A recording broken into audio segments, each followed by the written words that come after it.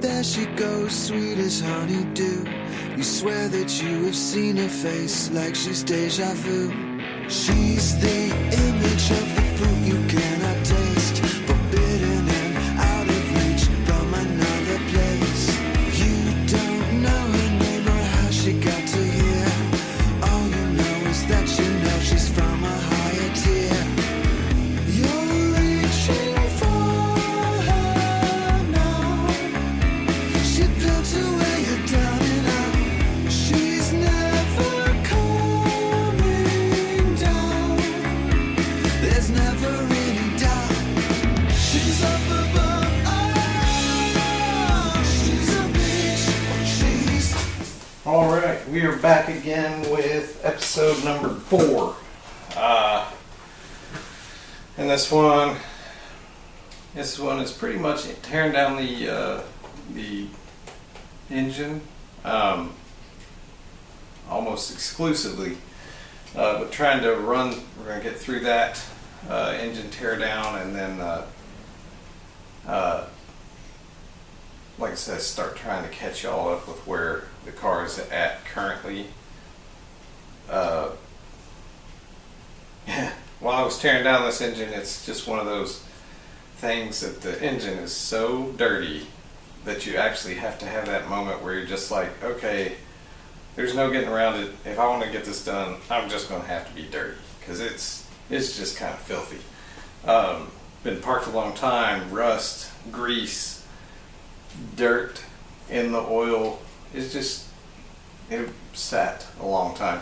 So this one is primarily just about the tear down, and then we'll get on at a later point to putting the whole thing back together. It's just kind of things you have to do with them. Got to tear them down, take them to the machine shop, all that good stuff. Unless you're just lucky and you get to rebuild one. That's not the case on this deal. So enjoy, and like I say, I'm just going to keep moving forward on.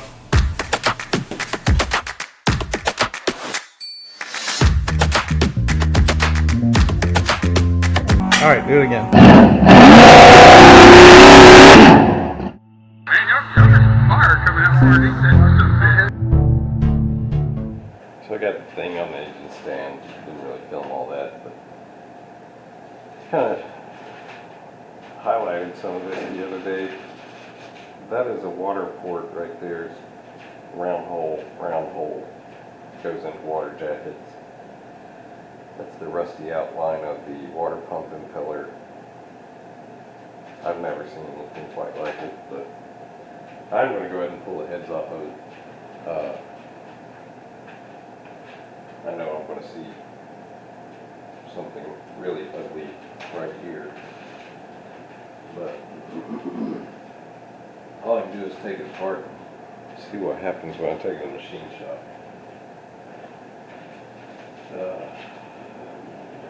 I do have the COVIDs right now.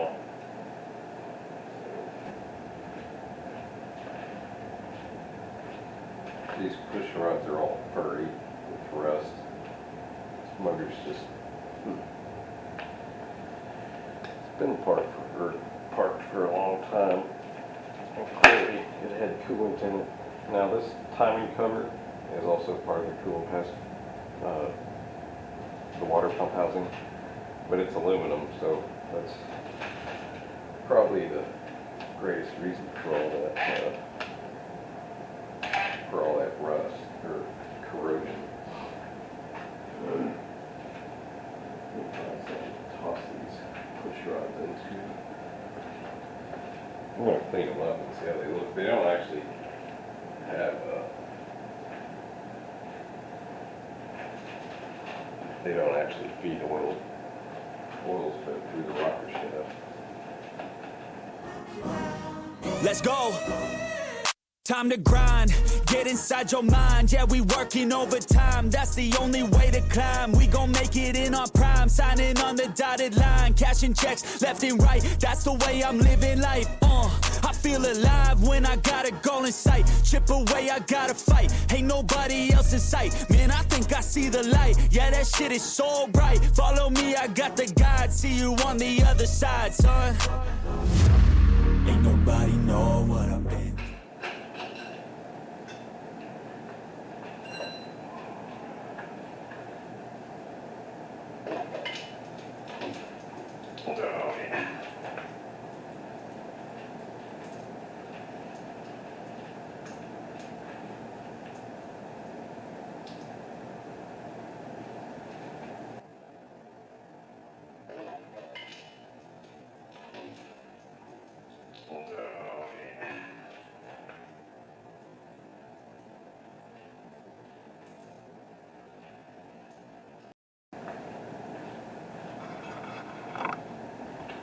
So this is the train wreck that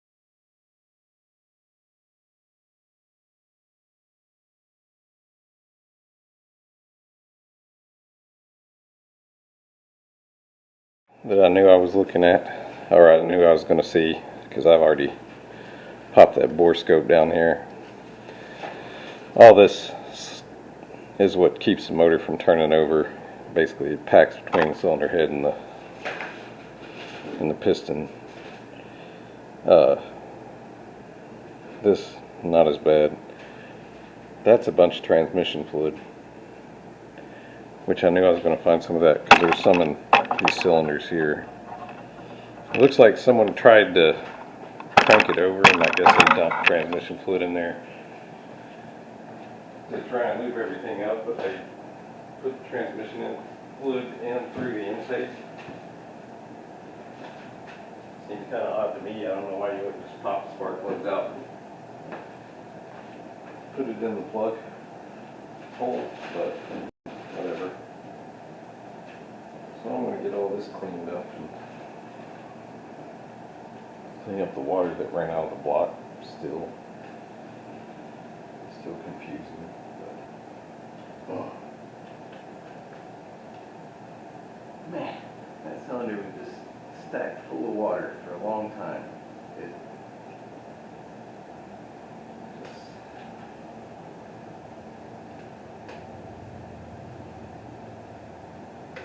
whole thing probably would have been running. I mean, you could have probably made it run if it weren't for the fact that it just got water in that hole.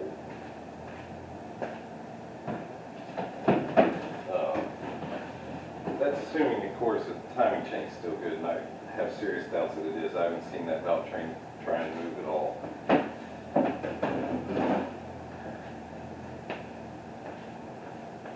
But that is pretty rough.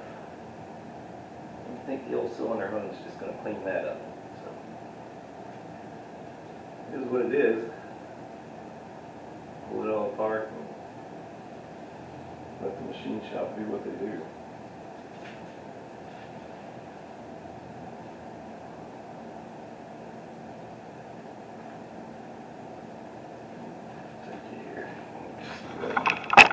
See the combustion chambers. As I said, there, that one hole was just chock full of water.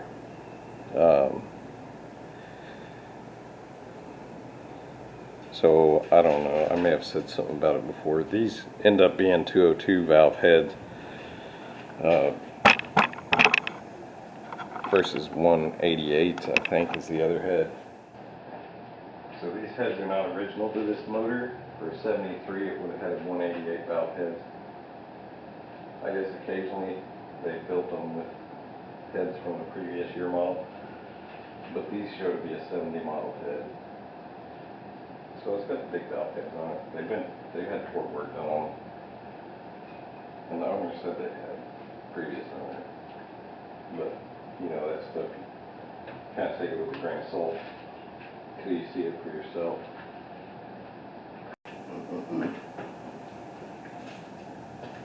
But hopefully they're serviceable.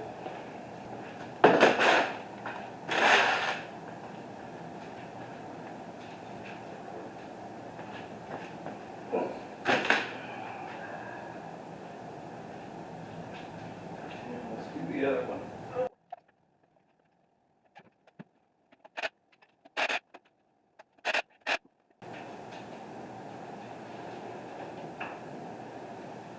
Break them loose by hand first.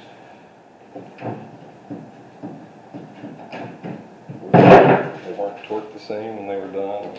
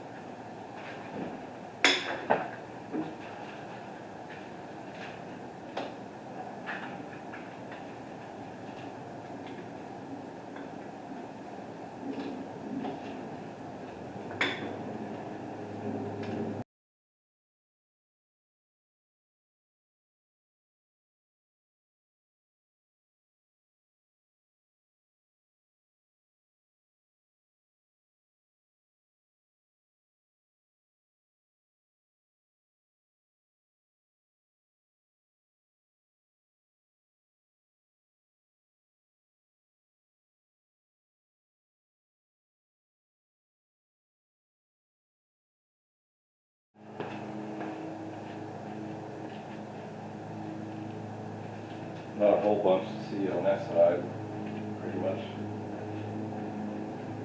Just looks like an old motor. Just no big rusty holes.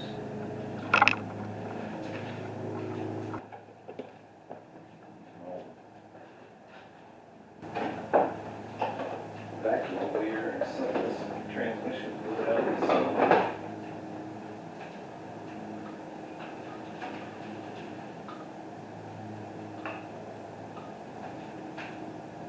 Might as well, or else it's all going to end up on the floor anyway.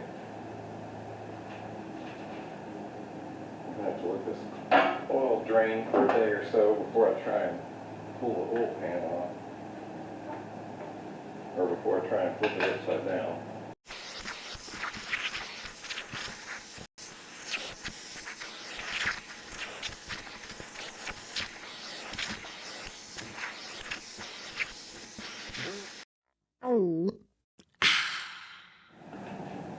I'm not sure what they were doing with the transmission fluid. What they accomplished was lubricating 2 cylinders with transmission fluid, so it's just kind of odd.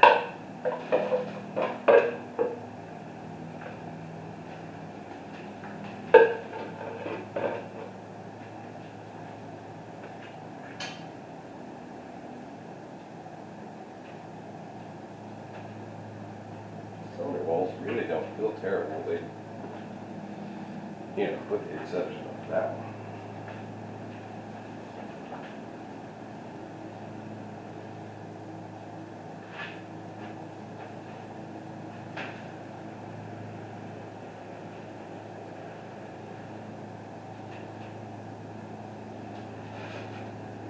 There's not a huge ridge on them. There's, except that one. This is 61,000 mile original mile car. So shouldn't just have a whole heck of a lot of miles on it anyway. But that's assuming this is the matching numbers engine, which I still need to verify. But everything I've seen so far kind of points me in that direction. It does have a cast crank, which the 73 model 340 is supposed to have a cast crank. Now if the heads were matched to the block, then it should have a forged crank.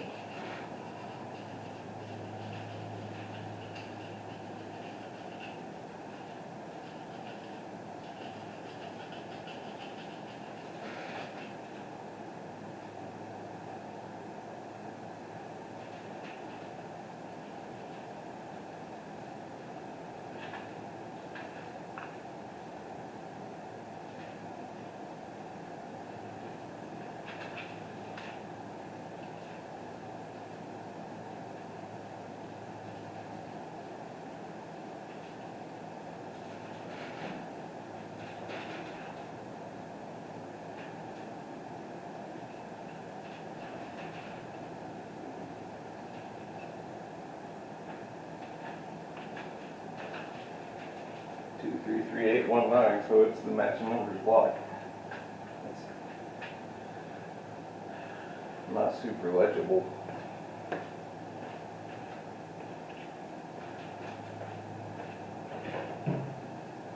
But it's legible enough. So it is what they said it was.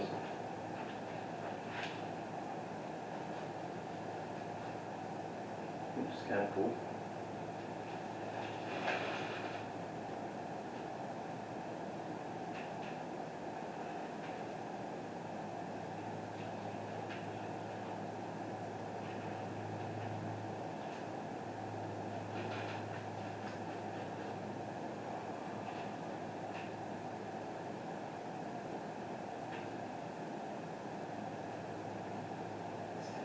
It's not very good. I'm sure they just had some guy in the assembly line doing it with it.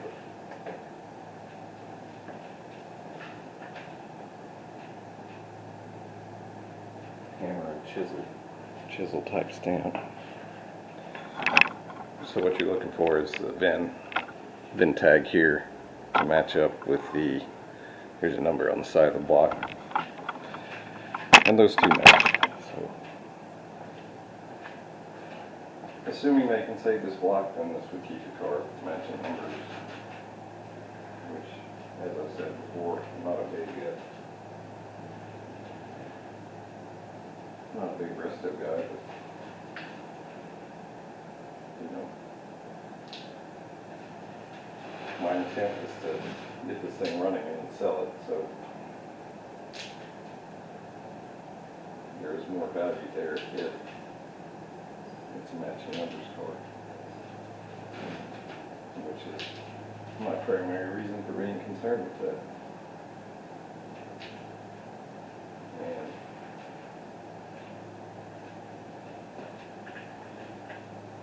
I believe I'm just throwing those lifters away. Although it seems like this day and age it's hard to get good lifters, but I'm not reusing them.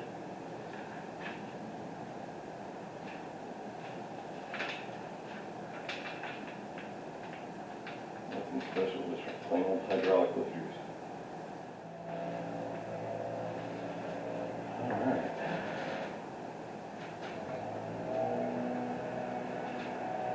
Well, it showed us a few things. It showed us that cylinder is definitely nasty, but it also appears to be the worst of it.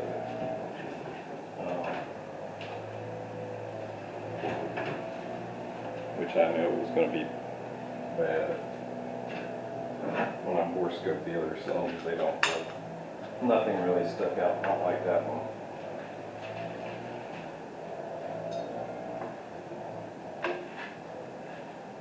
And it looks like to get it apart, I'm going to have to clean that cylinder.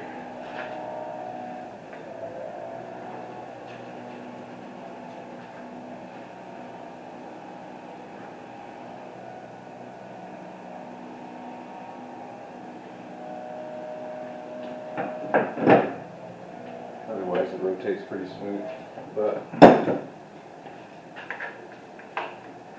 camshaft doesn't move at all. You still do that timing chain is not functional. And it may be why this car got apart. But I could be wrong.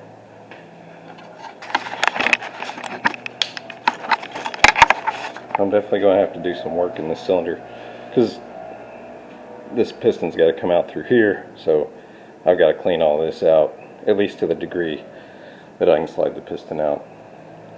And then all this is coming apart, and I've got a timing cover if I have to use it.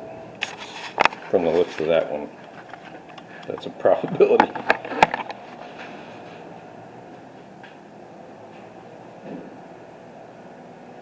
I'm going to clean this floor up before I do anything else, and I'm going to pop that drain plug and put a drain pan under it so it can drain out more of whatever's in that pan.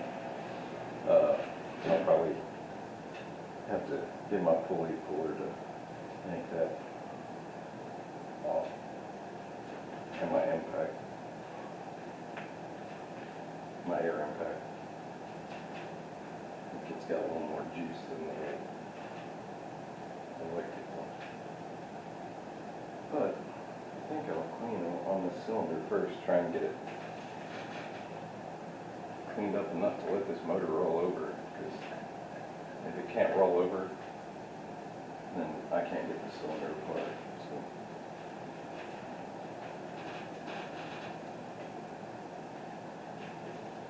it's pretty nasty in there. Might,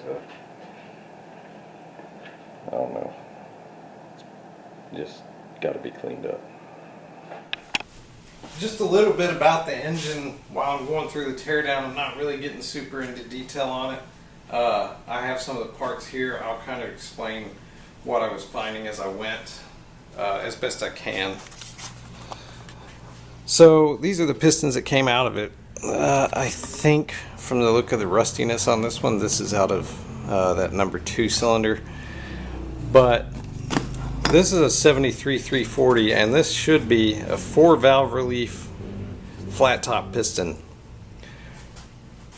This is the higher compression, earlier engine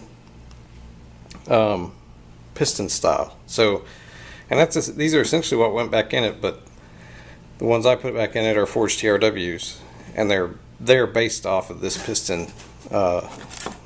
So while the engine had factory parts in it, these are an upgrade over the 73 model stuff. These would be the 72, 71-ish.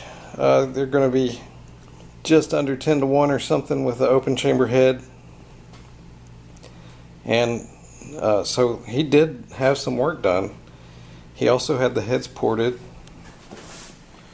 Those heads ended up not getting used because they just needed everything. But they are big valve 202 160 heads, and the heads that are on the motor now, when I get done rebuilding it, are the heads off of this engine, which is also a 73-340, which is a small valve head or smaller valve head. So just kind of touching back just so I can explain what I was looking at. Like I said, these are not factory pistons for this engine. They are factory Chrysler pistons. And they gave it a compression bump, so it probably ran better than its 73 model counterparts. If this was done in the mid 80s, early 80s, these were probably the parts that were available. There wouldn't have been.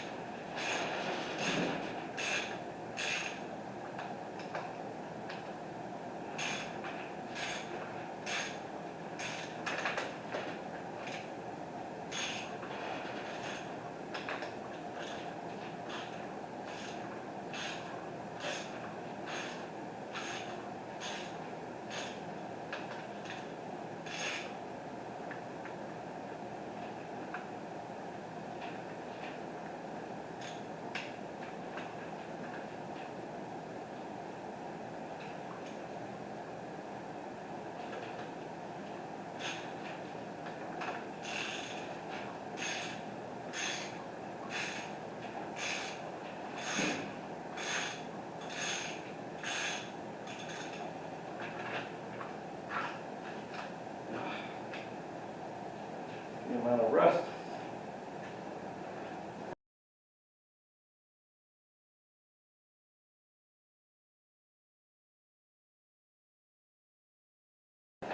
Amazing.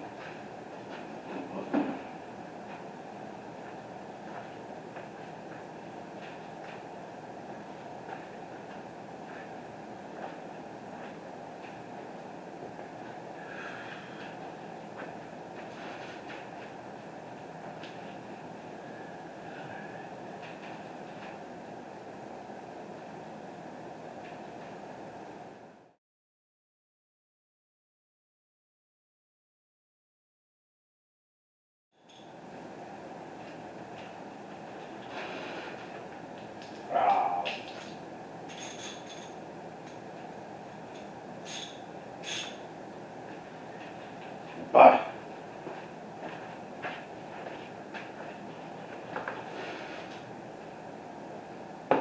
He's constantly trying to spill fluid all over the floor.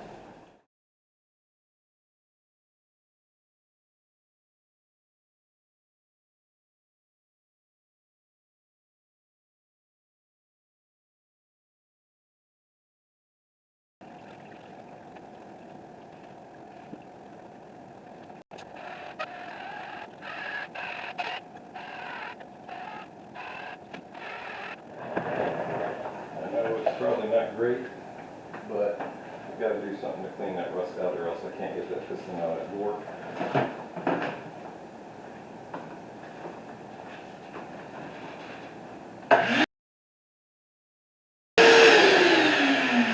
There's so much scale on there, which is one reason super slow speed on the drill, but just try and break it up. It's really scaled at the top.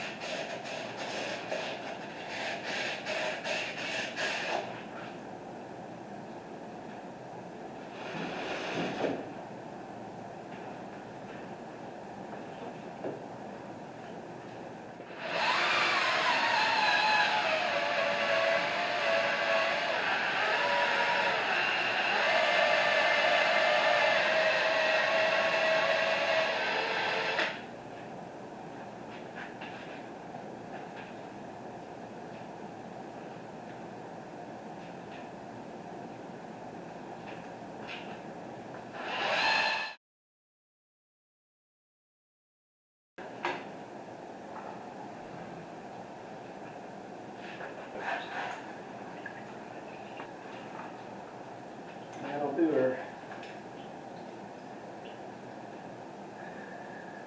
It ain't pretty, but it'll come apart.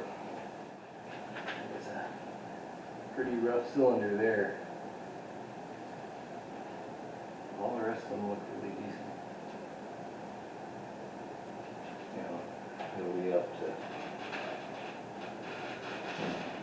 whatever the machine shop tells me has to be done, will have to be done, I guess.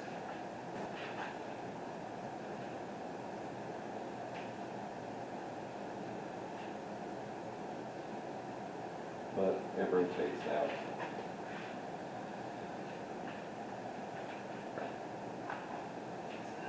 Part of the mission.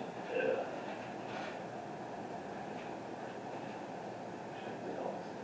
Coolant out of it. Pull on these plugs. But they're probably pretty steadfast in their position. Yeah, let's just leave that.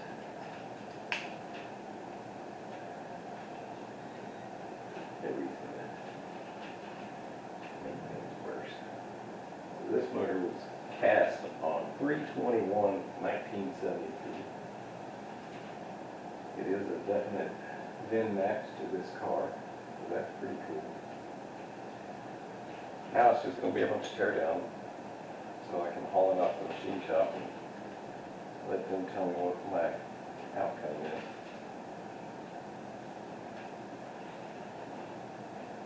But it rotates. You know, I guess we could always just toss the heads back on it, put a time chain on it, see what it does. That probably doesn't sound like a great plan. Probably going to have a timing cover. Maybe. I don't know. I've never seen one like this. It is pure nasty though. That much is for certain. Alright, I suppose it's time to tear the old oleo pan off of here.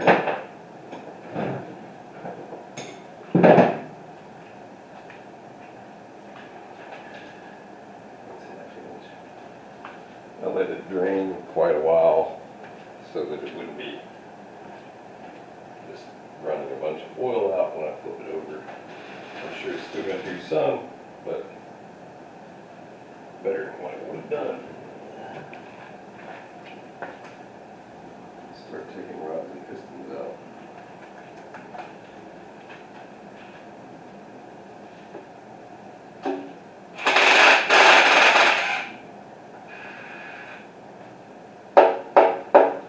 Spider.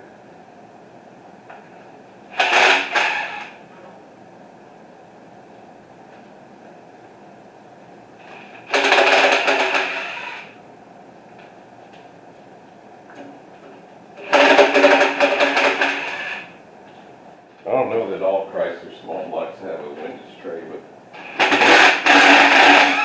know my 73 340 did. I think the high performance small blocks did.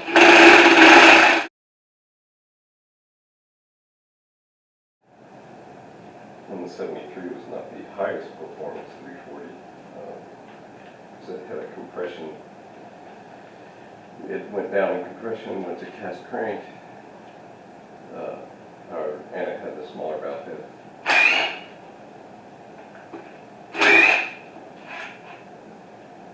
But they still let some of the performance stuff in there.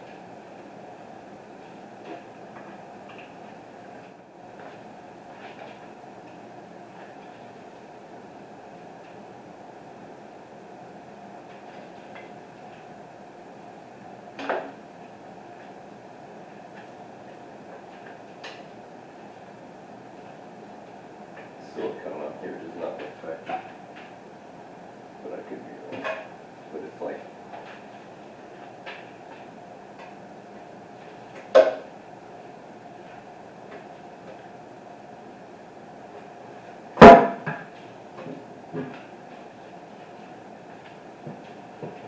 the blue, really rubbery stuff.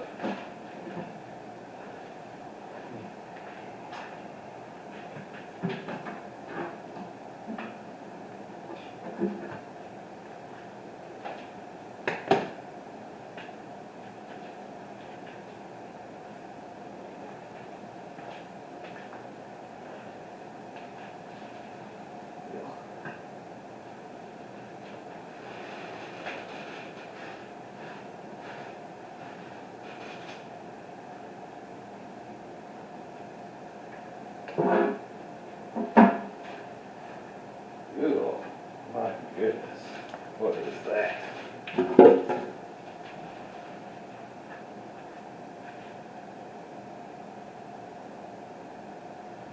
It's got some stuff. It does have a windage tray.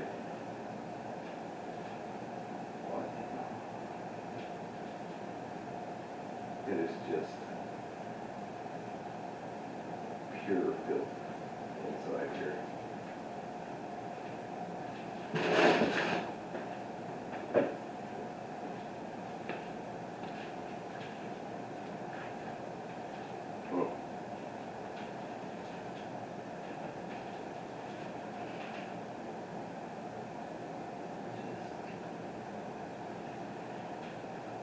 Kind of amazed how gross it is inside. It's got a high volume oil pump in it, so that's probably not factory.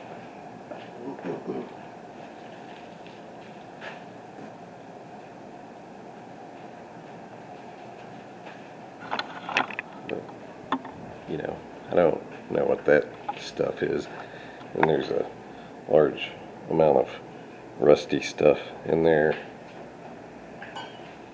Yeah, so that's kind of the story of this engine. It's definitely been into. It has better factory parts than what it would have had in 73.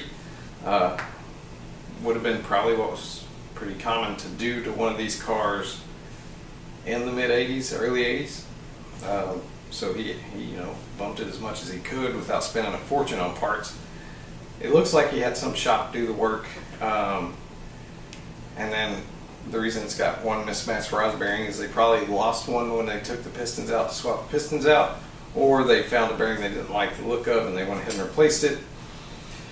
But ultimately, the guy, spent some money having some head work done. He had bigger or higher compression pistons put in it, and I bet it ran better than the other 73s that it was running around with back then. So it was just kind of cool to see what happened and to see what came out of it, knowing that it was a one-owner car and that the guy said he had done some stuff to add performance to it. He did say it had a cam in it, but that he had pulled it out later.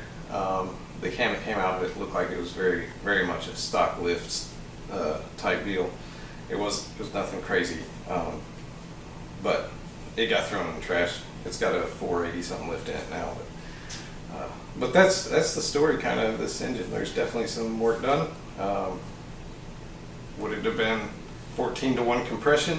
No, but it was definitely better than what it came with.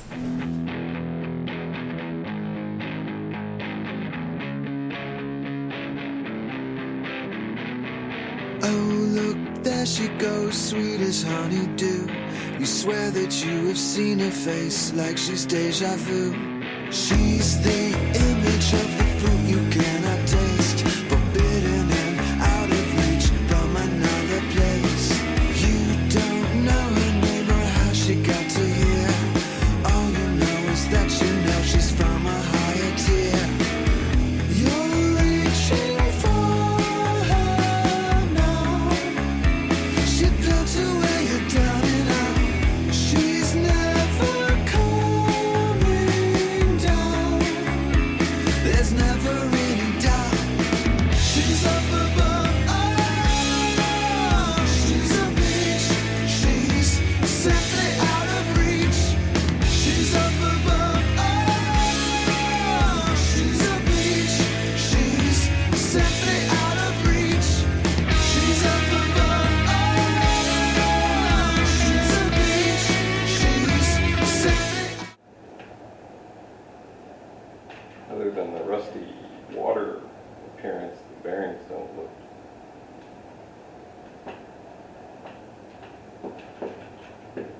to be in bad shape.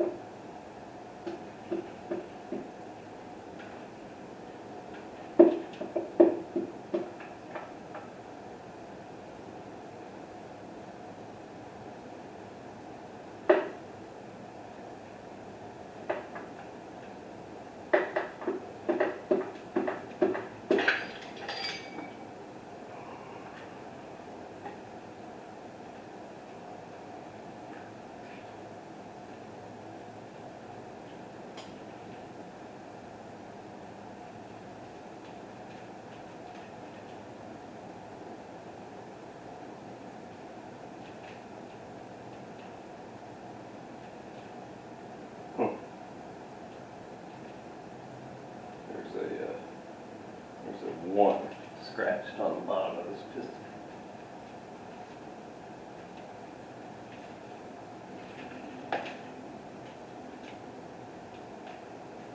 So somebody's been in here.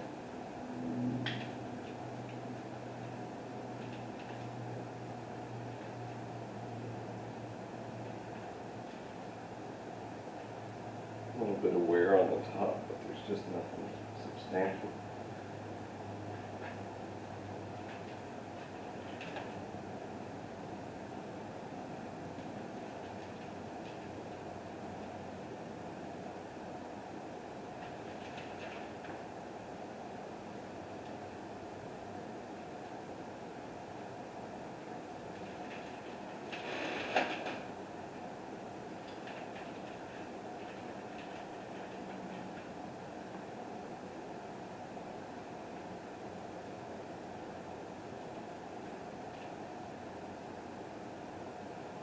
by 77 bearing.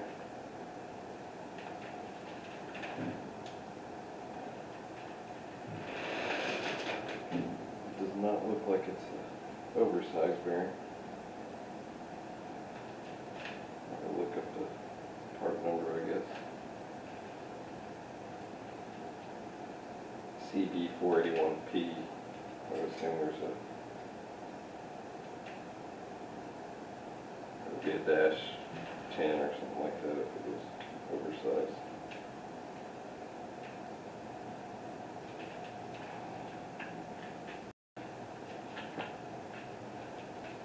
Number 2 right here is going to expect to be much difficult to get out.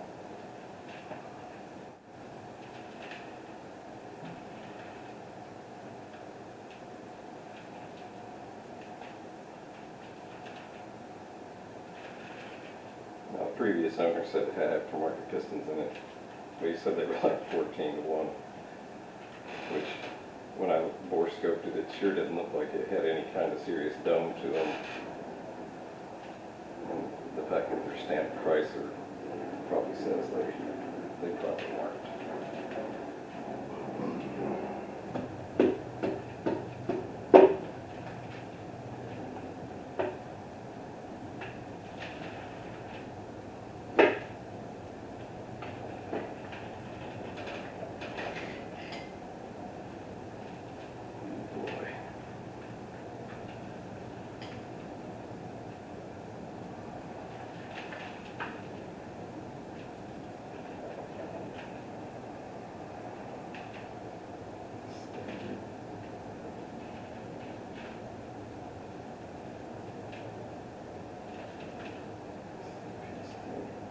Got different bearings.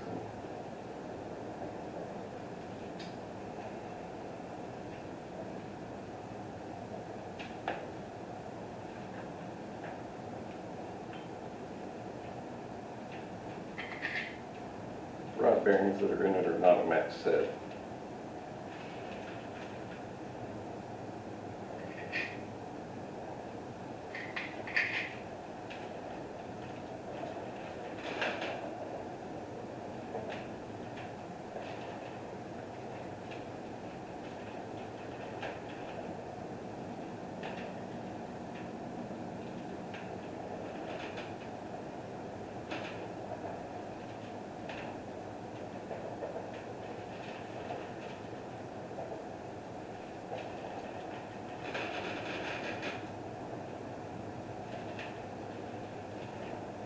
Motor is just so dirty inside. Can't really see that, but that piston is just gross. Alrighty, so there's episode 4. Episode 5, probably going to get into rebuilding this engine. Maybe take a detour on something else, but kind of going through it sequentially, so it kind of makes sense. And then I'm going to try within, to get you caught up to where it's at now, so that it's kind of with me every week. Man, I hope you're enjoying it. I know this one, the audio is more audible just because we're indoors, and we're still waiting. We're getting close to the better footage as far as the camera goes, but it's just telling the story of the car, really, and the story of me trying to bring it back. So come back for the next one. Man, y'all got this fire coming out from underneath that submission.